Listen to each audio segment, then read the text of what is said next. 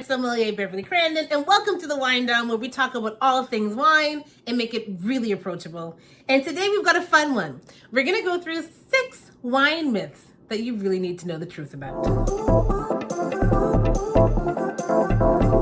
yeah, again, welcome to the Wine Down. And again, it's a fun one today. We're going to go through 6 myths that I think you all need to know the truth to. So you're better prepared when you're in your wine aisle and deciding what wine you're going to get for the evening or for a gift. First one, the more expensive the wine, the better. I know a lot of people who purchase their wines this way, assuming that that's going to be an indicator of quality and an indicator that they're going to love it. The reason why that is not true, 2 things. Everybody's palate is very different. And to say that cost alone is going to ensure it's going to be great on your palate is not sound. But the biggest one is this.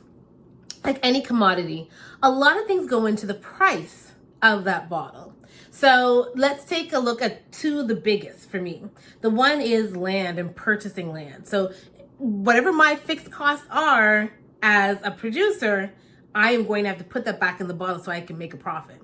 And so when you look at famed regions like Napa or Bordeaux or Burgundy, those areas have some premium land and they're priced so because of prestige.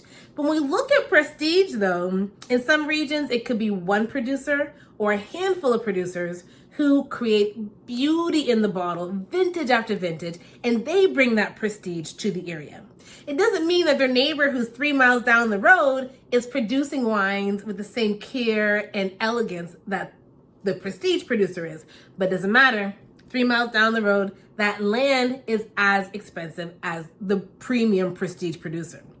So when we talk about price of land, if you look at Bordeaux, an acre of land in premium areas of Bordeaux, like Pomerol, for example, could go anywhere from 350,000 USD per acre to 800,000 USD per acre.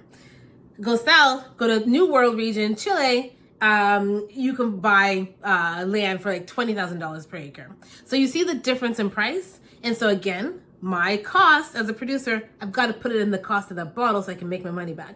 The second biggest, I think, is labor, the cost of labor, because you want to pay fair wages in your region. And as you know, for anything else, like if you look at the cost of labor and the cost of living around the world, you see there's variabilities. So for example, in the United States, the average vineyard worker would make 20 USD per hour. Go to Argentina and you're looking between 3 to 6 USD per hour. So that's a massive difference and it's reflected in the price. And there are other things too that go into the price, like the cost of grapes, there are taxes and tariffs and winemaking styles. Am I using new oak with this because that's expensive all the time? So the price of the bottle does not indicate that it's going to be great. There are many variabilities that go into that price of bottle. Myth number 2. White wine should be served chill and red wine served at room temperature. And let me tell you why this is a myth.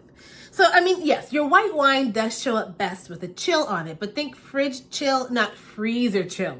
And the reason why that matters is a white wine, if it is too cold, it's going to mute the aromatics. So you won't get those florals, the fruit, all those lovely things, the earthiness, depending on where your white wine is coming from. You won't get any of that because it's too cold and it's being muted. And as humans, we start to taste with our olfactory, right? So we taste by smelling first, and then it sends indicators down to the palate. So muting that nose on your white wine because it's served too cold is not a good thing. My red wine.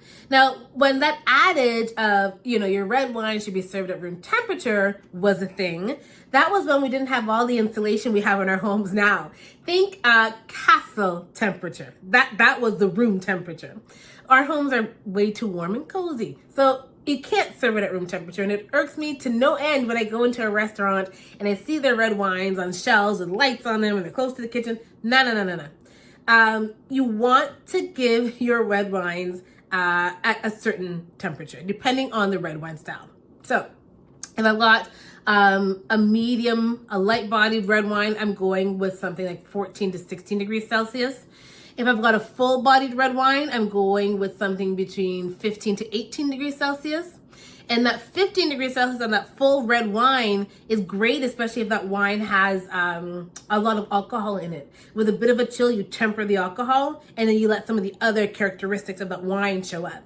For my white wines, I'm going 7 to 13 degrees Celsius, depending on the body of the wine, the grape, and so forth. So, myth number 3, a screw cap means a cheap wine. That couldn't be further from the truth. In fact, there are premium producers using screw cap and also experimenting with screw cap. Listen, I admit that when screw caps first came on the scene as a closure for wine in the 50s, that was a bit of an epic fail. But in the 60s, we saw major improvements in aluminum, and also we started to add that little waxed liner into the cap. Doing that, right, those two improvements helped to seal wines very effectively. Now listen, with cork, which we all love, is very traditional and romantic. With cork, there is something that one could get, which is a fault, and it's called cork taint, or TCA. What that does is it causes your wine to have like a musty aroma, and on the palate it's like stale Doritos. It's not common, but it does happen to 3% of wines, and if it happens, you can't drink that wine, you throw it away. So people are looking at screw cap because you can avoid that from even happening. And screw caps, nowadays, you are getting some improved screw caps, which do one of the things that people love about cork with a wine, right? Which is that air exchange. So now you're getting some screw caps that have some permeability, so it allows some air to exchange with that wine, doing some of the same things that your cork will do for wine as well. You know, people want that air exchange because they want to temper the tannins, they want to increase their aromatics so that when the consumer opens up that wine, it is ready to drink. So just because you see a wine under screw cap does not mean it's a cheap wine. Myth number 4, you must decant all red wines. Okay. I mean, I do decant some red wines, but there's some rules around what I decant and what I don't.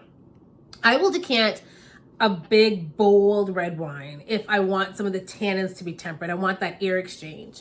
I will decant some of my old red wines because they're developing tertiary notes, and so I want some of that to blow off and some of the fruit and aroma or other aromatics to come up. Also sediments in the bottle, so I want to get rid of that. But my lighter reds, like if I'm having a Gamay or a little Cab Franc from a nice cool climate region, I'm likely not going to decant that. They're going to be fresh from the bottle, and I'm going to drink it that way.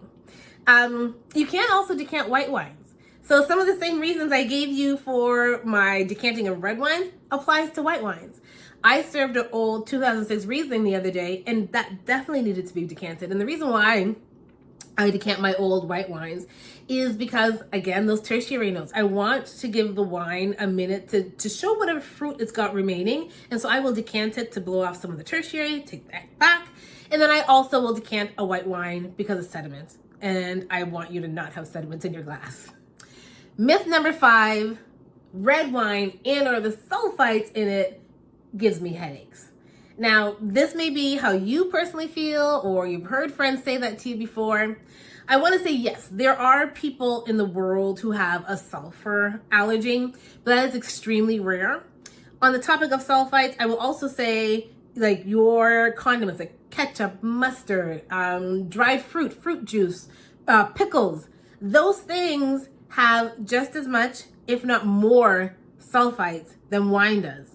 So if you're able to have ketchup and mustard and you don't get a headache, but you're drinking wine and you're getting a headache, I think it's not the sulfites because you would have gotten it with your condiments.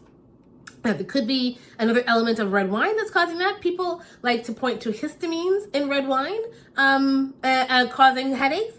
I will say that according to, and I don't want to get this wrong, the American Academy of Allergy, Asthma, and Immunology, histamine intolerances exist in about 1% of the population. So again, that's very rare. I think if you're getting a headache from wine, I mean, you should go and get, your allergy tested and so forth. But maybe it could be the way in which you're drinking it. Like how much you're drinking before you're having water. It is alcohol, and alcohol does dehydrate, and dehydration does cause headaches. So when you're enjoying your wine and you're tasting your wine, I highly encourage you to incorporate some water in that as well. Our 6th and final myth is that food pairing has strict and hard rules. Of course, I left this one to the end because it's very dear to me.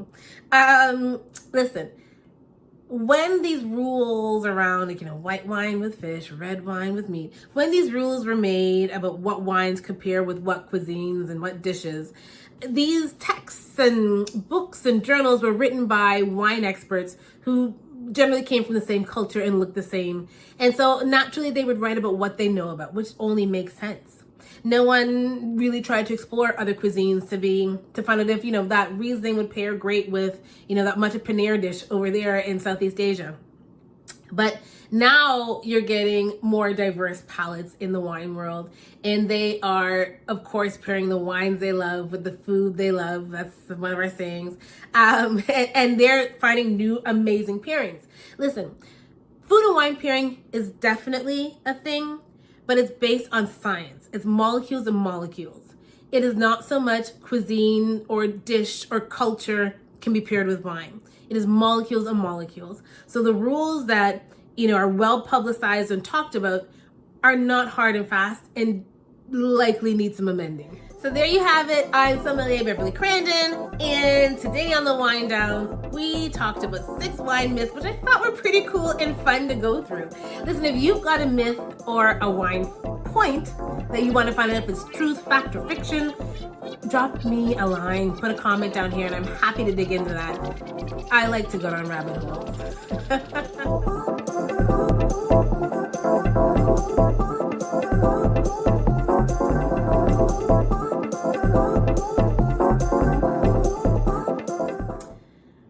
My last word today is good wine doesn't follow myths, it follows you. Cheers.